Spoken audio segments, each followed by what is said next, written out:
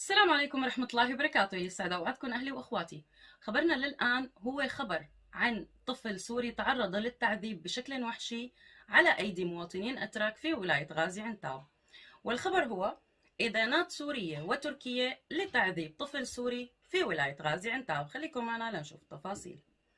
في حادثة هزت الرأي العام في تركيا، تعرض الطفل السوري أحمد زينب البالغ من العمر 14 عاما للضرب الوحشي من قبل مواطنين أتراك، حيث تم اختطاف الطفل أحمد وضربه وتعذيبه بشكل وحشي. وقد أدى هذا الخلاف بين الطفل السوري وأطفال أتراك أثناء لعبهم إلى تصاعد الأمور إلى حدوث هذا الهجوم. من جهته استنكر رئيس الائتلاف الوطني السوري المعارض هادي البحرة الحادثة بأشد العبارات ووصفها بأنها جريمة شنعاء.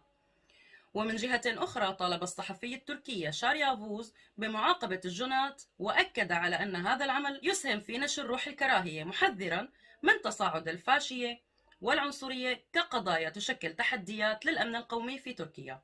فيما أعلن منبر منظمات المجتمع المدني السوري أن خطاب الكراهية هو السبب وراء هذا الاعتداء بالضرب الذي تعرض له الطفل السوري أحمد في ولاية غازي عنتاب. وأوضح المنبر الذي يضم مؤسسات المجتمع المدني السورية في بيان له بأن الطفل السوري البالغ من العمر 14 عاما تعرض لاعتداء وحشي وتحرش من قبل شخصين يدعان ها واو وميم فاء كاف في ولاية غازي عنتاب يوم كانون 2 يناير.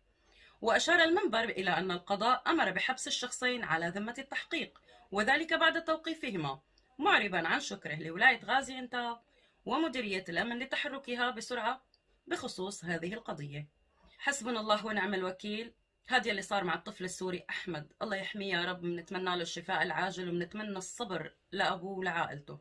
نتمنى أنه القضاء التركي ياخذ حقه للطفل أحمد.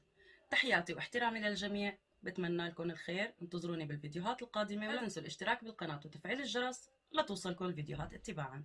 كانت معكم ربع عز الدين عبر قناة تركيا 2024. بترككم الآن بأمان الله.